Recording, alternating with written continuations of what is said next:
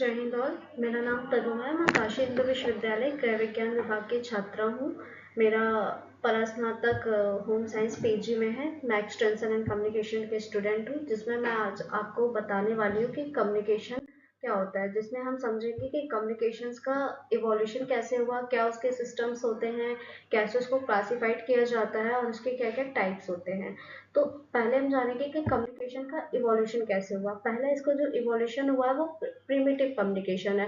Primitive communication जो है ये काफ़ी प्राचीन समय के संचार है, जो कि भाषा और लिखाई के माध्यम से हम अपनी बात दूसरों तक पहुंचाते थे। इसकी जो शुरुआत हुई थी वो लगभग 20 लाख वर्ष पहले प्रागैतिहासिक काल समय में हुआ था।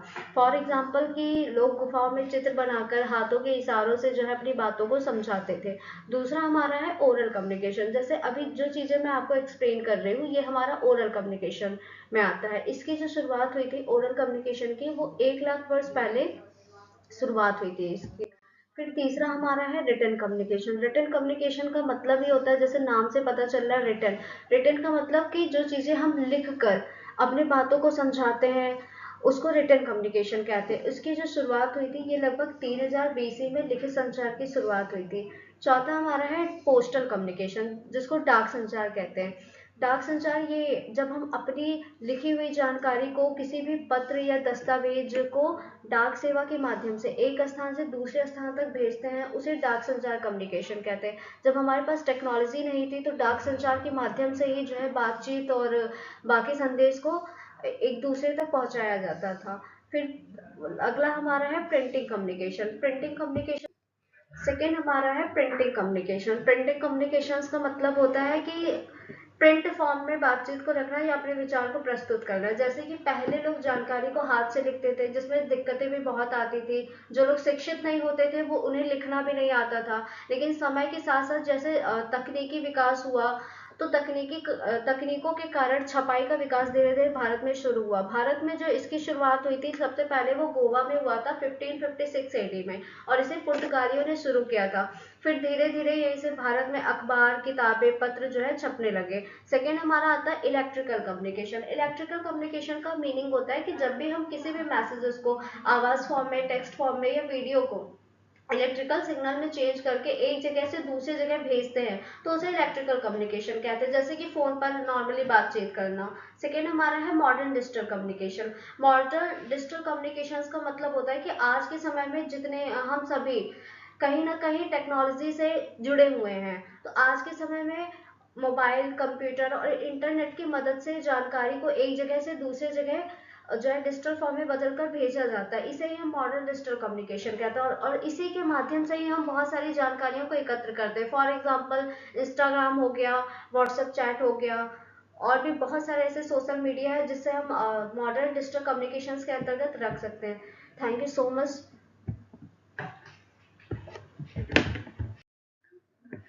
जय हिंद ऑल। मेरा नाम तनु प्रजापति है। जैसा कि मैंने पहले वीडियो में आपको कम्युनिकेशंस के इवोल्यूशंस के बारे में बताया था, सेकेंड वीडियो में मैं आपको बता रही हूँ कि कम्युनिकेशंस के क्या क्या क्लासिफिकेशन होते हैं। तो classification of communication system is, पहला है हमारा माध्यम के आधार पर। माध्यम के आधार पर तीन बताए गए हैं। जैसे पहला मौखिक संचार है, लिखित संचार और अवाचिक संचार। मौखिक संचार का मतलब होता है जो हम बातों को, विचारों को बोलकर प्रस्तुत करते हैं उसको मौखिक विचार, ओरल कम्युनिकेशन कहते हैं। लिखित संचार का मतलब है कि जो हम लिखकर प्रेजेंट करते हैं, लिखकर प्रस्तुत करते हैं, वो लिखित संचार में आता है, जैसे कि पत्र हो गया। अवाचिक संचार, अवाचिक संचार का मतलब होता है कि जहाँ पर शब्दों का काम नहीं होता है, जो इशारों से या चेहरे के भाव भंगिमाओं से जो प्रस्तुतिकरण किया जाता है वो अवाचिक, नॉन वर्बल कम्युनिकेशन होता है। फिर दूसरा हमारा आता है दिशा के आधार पर। दिशा के आधार पर इसमें हमारा आता है एक तरफा संचार। एक तरफा जो संचार होता है इसको हम सिंपलेक्स कम्युनिकेशन भी कहते हैं। इसमें जो डेटा होता है सिर्फ एक ही दिशा में जाता है, सेंडर से रिसीवर तक जाता है। फॉर एग्जाम्पल टीवी या फिर रेडियो। टीवी पर जब भी हम कोई न्यूज या समाचार देखते हैं तो वो बस केवल हम तक आता है, हम वहाँ कम्युनिकेट नहीं कर सकते हैं।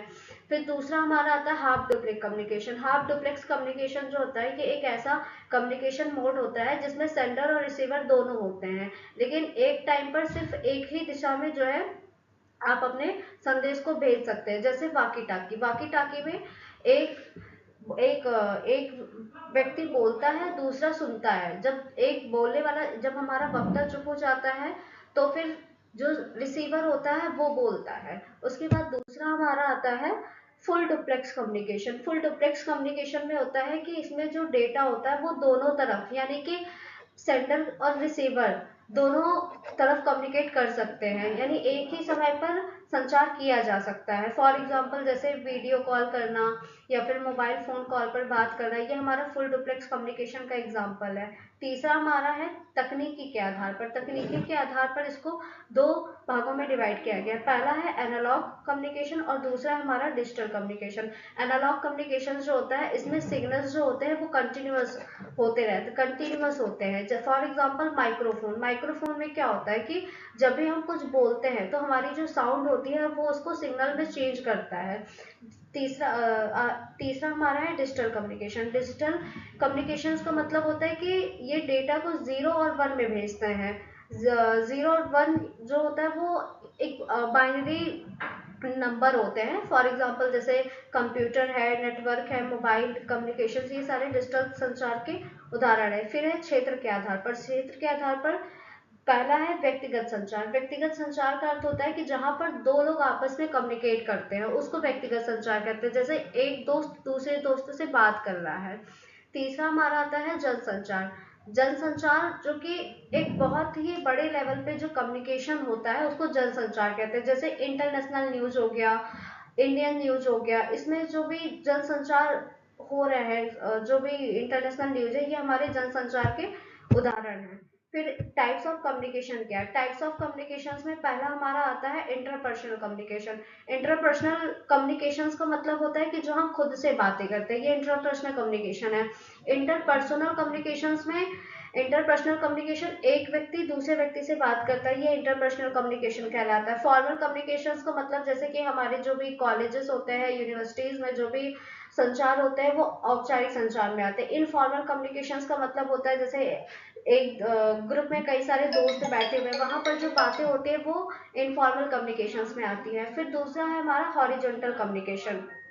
हॉरिजॉन्टल कम्युनिकेशंस में जो होता है वो ऊपर से नीचे से ऊपर की ओर संचार होता है, जैसे कि एम्प्लॉयज है, टीम मेंबर है, फिर उसके बाद में किसी भी कंपनी के बॉस, इसमें जो कम्युनिकेशंस होते हैं नीचे से ऊपर की ओर, वो हॉरिजॉन्टल कम्युनिकेशन है। सेकंड हमारा आता है वर्टिकल कम्युनिकेशन। वर्टिकल कम्युनिकेशन जो ऊपर से नीचे की ओर आ रहा है, जैसे कि किसी भी कंपनी का बॉस होता है, उसके बाद मैनेजर होते हैं, मैनेजर के बाद में टीम एम्प्लॉयज होते हैं, टीम मेंबर होते हैं।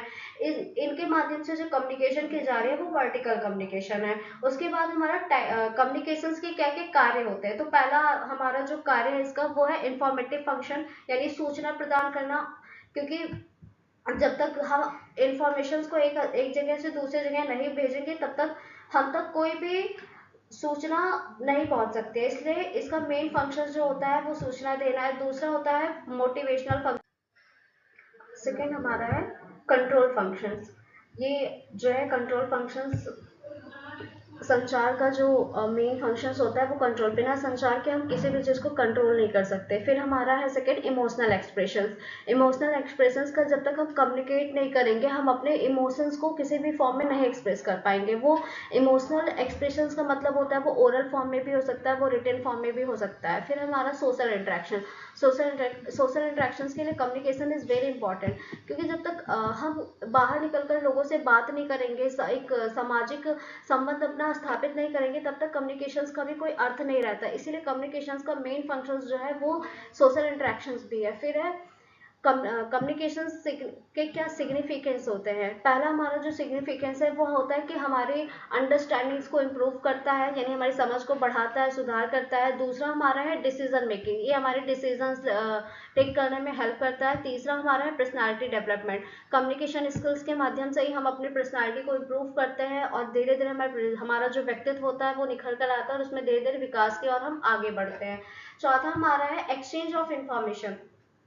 कम्युनिकेशंस के माध्यम से ही जो है हम जानकारी का आदान प्रदान करते हैं। सेकेंड वीडियो में हम समझेंगे कि और कितने प्रकार के कम्युनिकेशंस होते हैं। So thank you so much for watching this video.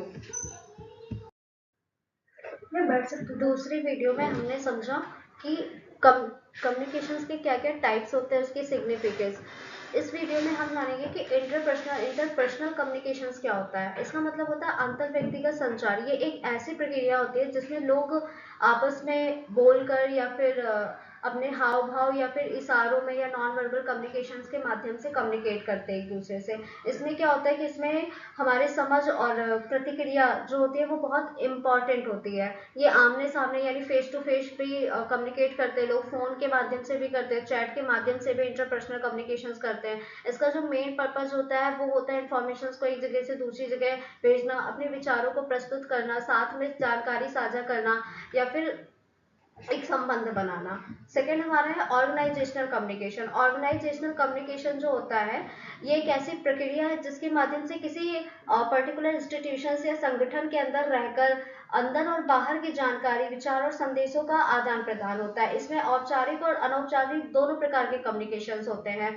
जैसे कि यूनिवर्सिटी में फॉर्मल कम्युनिकेशन और इनफॉर्मल कम्युनिकेशंस भी दोनों होते हैं। कोई भी इंस्टीट्यूशन है वहां पर भी फॉर्मल कम्युनिकेशन, इनफॉर्मल कम्युनिकेशंस भी होते हैं। फॉर एग्जाम्पल, जब किसी इंस्टीट्यूशन का एग्जाम्पल देती हूँ, अगर किसी भी इंस्टीट्यूशन में कोई मीटिंग हो रही है तो वहां उस मीटिंग में जो कम्युनिकेशन होते हैं वो फॉर्मल कम्युनिकेशन होता है। लेकिन अगर वही एक टीम मेंबर जो है वो इनफॉर्मली तरीके से बैठ कर बात करते हैं तो वो हमारा इनफॉर्मल कम्युनिकेशन होता है। उसके बाद इसमें संगठन के लक्ष्य को प्राप्त करने और कार्य को प्रभावी ढंग से करने के लिए ये संगठनात्मक संचार आवश्यक होता है। दूसरा हमारा है पब्लिक और मास कम्युनिकेशन। जैसे कि नाम से ही पता चल रहा है, पब्लिक कम्युनिकेशन। पब्लिक कम्युनिकेशन वो होती है जो एक बहुत बड़ी जनसंख्या या एक वृहद स्तर पर करवाई जाती है। ये वे संचार होते हैं जिसमें एक व्यक्ति या वक्ता बड़ी संख्या में लोगों के सामने अपने विचारों को, संदेशों को या जानकारी को प्रस्तुत करता है। जैसे कि कोई भी नेता है जो लोगों को भाषण दे रहा है, वो हमारा पब्लिक कम्युनिकेशन के अंतर्गत आता है। इसमें आमतौर पर सीधा संपर्क होता है, जैसे भाषण करवाना, सेमिनार करवाना या कोई वर्कशॉप हो गई। इसका उद्देश्य होता है लोगों को जानकारी देना, लोगों को अवेयर करना, उनको प्रभावित करना या जागरूक करना होता है। फॉर एग्जाम्पल कि कोई भी पॉलिटिशियंस की रैली होती है वो पब्लिक कम्युनिकेशंस के अंतर्गत आती है।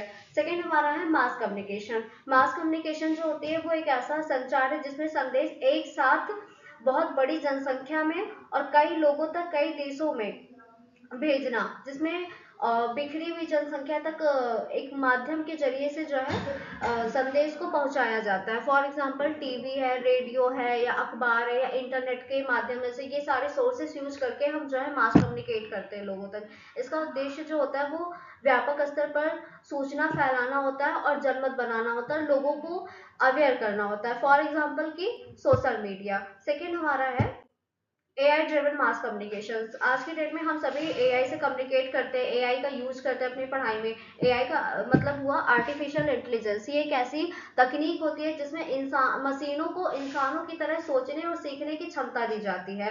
ये कंप्यूटर सिस्टम को निर्णय लेने, समस्या हल करने और अनुभव से सीखने में सक्षम बनाती है और हमारे कार्यों को भी ये आसान करती है।